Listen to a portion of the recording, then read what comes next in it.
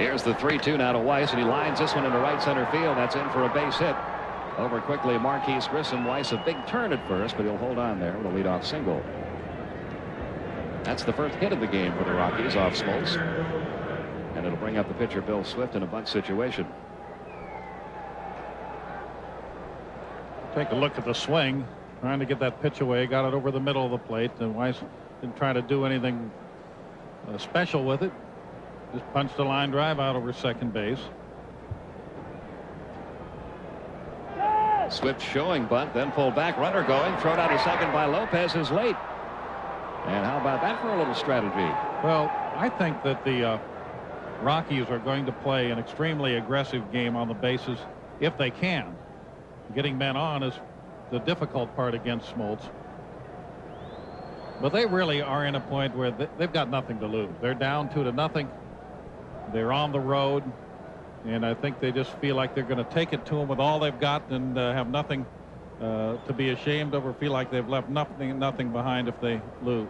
Now we'll see what Swift is doing. He's a good hitting pitcher, as we told you. Hit 194 this year with a home run. He shows bunt, takes it high, and the count 2-0. Takes another look down at third base coach Ron Hasse.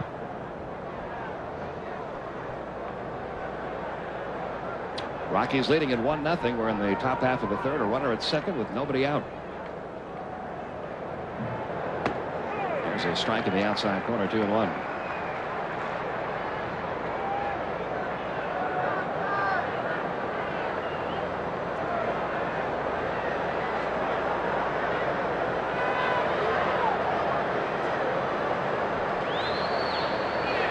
Two and one the count on Swift. Weiss getting his lead. Again, he shows bunt and takes it. A strike in the outside corner. The count even now, 2-2.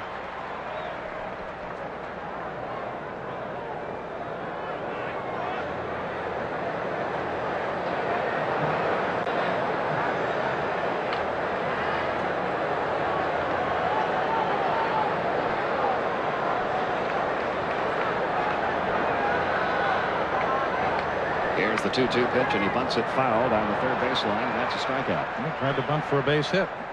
Did not square around. Well, the stolen base by Weiss certainly accomplished what a sacrifice ordinarily would have. But the Rockies had a better opportunity if they could have moved Weiss to third base. Were not able to do that. That is the fourth strikeout for John Smoltz.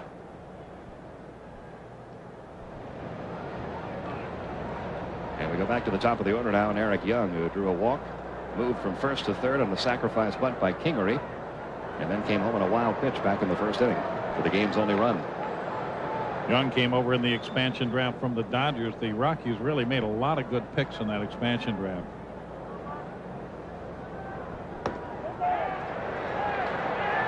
One ball, no strikes. And now he went. That's with a strike by Frank Pulley. We've got a home plate umpire here tonight that gives the short right jab on the strike call, and Frank Pulley's right jab a little bit longer and a little quicker.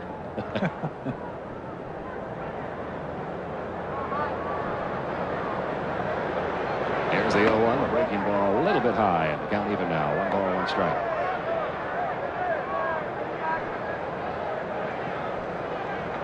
One man out, Weiss down at second. Rockies leading at 1-0, top of the third in game 3. Braves are around toward right field for Young. Of course, they've been playing just about everybody to hit to the opposite field in the outfield. Soon to be out of play. 1-2 now on Eric Young. Eric Young was not getting much playing time first half of the year. And then after the All-Star break, he began platooning at second base with Jason Bates, and he began playing so well that Don Baylor just left him out there every day. Had a fine year, hitting .317. His defense has been a little unreliable, but his offense has just been so impressive the second half. And it's not just the hitting. He did hit .317, but he also walked 49 times. For a guy that did not play the full season, that's a lot of on-base percentage, and when he gets on, he can run. He said the first half of the year he was getting so little playing time he was almost sure he was going to be dealt somewhere else before the year was over.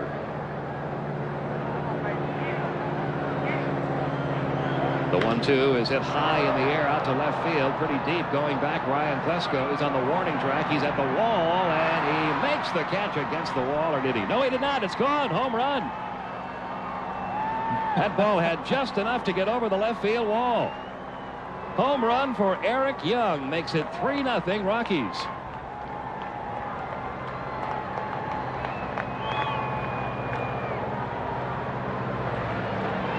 Klesko leaping against the wall, looked like he might grab it. And Ed Montague racing down the line called Young out. And I suppose you still have to produce the evidence. You see the leap by Klesko. Just enough to get over the left field wall and make it 3-0 Colorado. Back into the seats off the bat of Kingery for a strike, 0-1. He had a sacrifice bunt back in the first inning. Here's another look. Watch how close this ball was to being caught. Watch how much it missed the fence by, only by a couple of inches. Baseball is a game of inches, Pete. I've heard that. Here's the 0-1. Popped him up into shallow left center field. Blauser drifting back. Grissom coming on. Blauser is going to stay with it and make the catch. And that's out number 2. 2 gone with 2 runs in. And the Rockies now up 3-0 for Dante Bichette. There was a strikeout victim in the first. Eric Young had 6 home runs during the regular season. I wonder how many of them came to left field.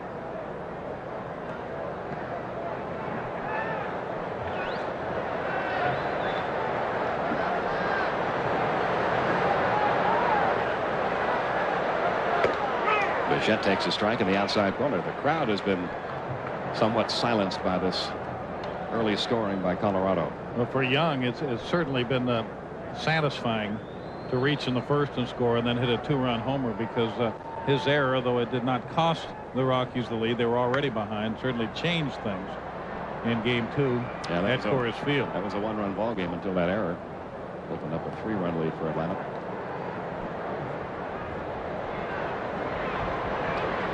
Nothing in 2, the count on Dante Bichette.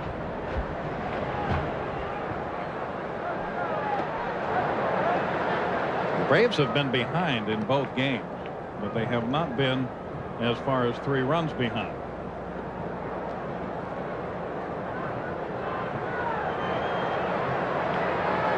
One ball, 2 strikes.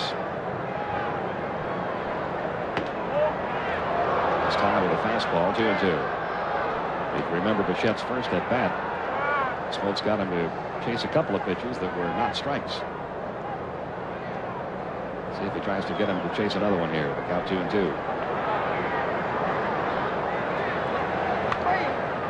He may have gotten away with one there. And what a catch by Mr. Larry Dierker.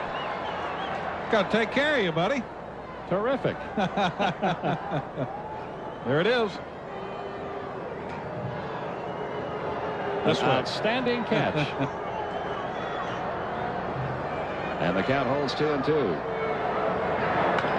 Bounced up the middle. That's going to get through into center field for a base hit. Dante Bichette with his 6th hit of this series.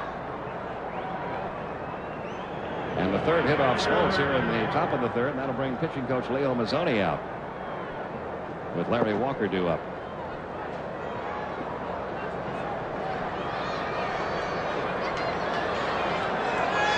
Leo Mazzoni was John Smoltz's pitching coach at AAA after the Braves acquired Smoltz from the Detroit Tigers organization while he was still in the minor leagues. And in an unusual move that I've never heard of before, Larry, when Smoltz was called up to the major leagues for the first time, his first start came in New York against the Mets at Shea Stadium. And because Leo Mazzoni had worked so closely with him, they also brought Leo, who was the Richmond pitching coach, to New York to sit in the front row box seat and watch Smoltz's first major league start, which he won. He has really done an excellent job with these pitchers. Sure, he's got raw material, but there's a lot of raw material at this level, and he has refined it. Larry Walker, a strikeout victim in the first.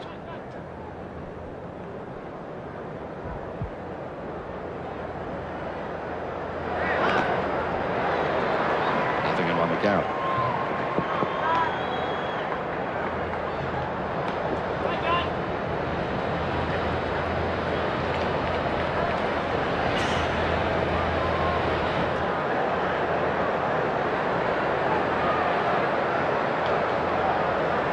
Here's the 0-1. Walker hit by that pitch. first, sending Dante Bichette down to second. And this inning beginning to unravel on John Smoltz. I'm not sure he has had a game in the postseason yet where he's had this much trouble.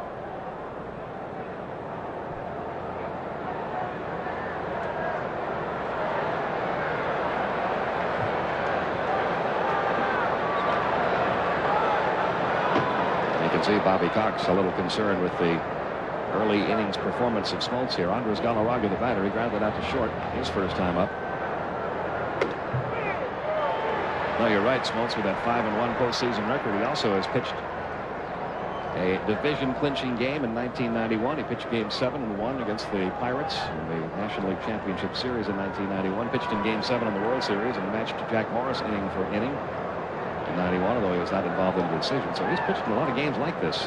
But he's been on the ropes a lot too, but he has not been knocked out. But he's been able to get out of trouble like this with the strikeout or the pop-up ground ball. And even though he has been in trouble, he's been able to keep the runs down. Now he's already been touched for 3, and it could be more. Here's the 1-1 to Galarraga, foul back 1-2. Galarraga has never had much success in his career against Smoltz. He's 4 for 30. And until the Eric Young homer in this inning, Galarraga was the only member of this Rockies starting lineup who had ever homered off Smoltz.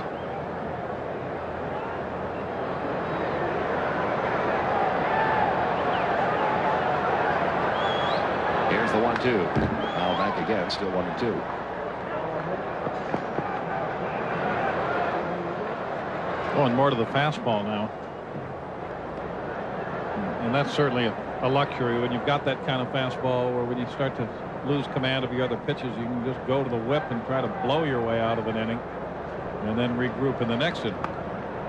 Look out, folks. Line into the seats.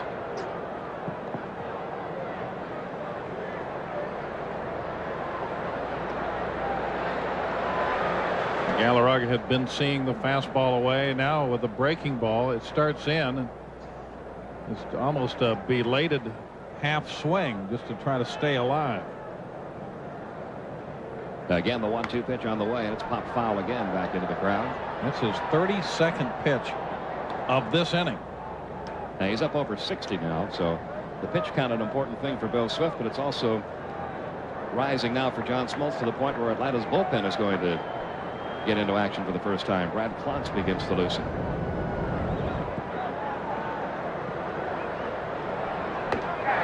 That's all for Galarraga, and that's all for the Rockies in the third. 5 strikeouts for Smoltz, but 2 more Rockies runs are in, and the Eric Young homer. It's 3-0.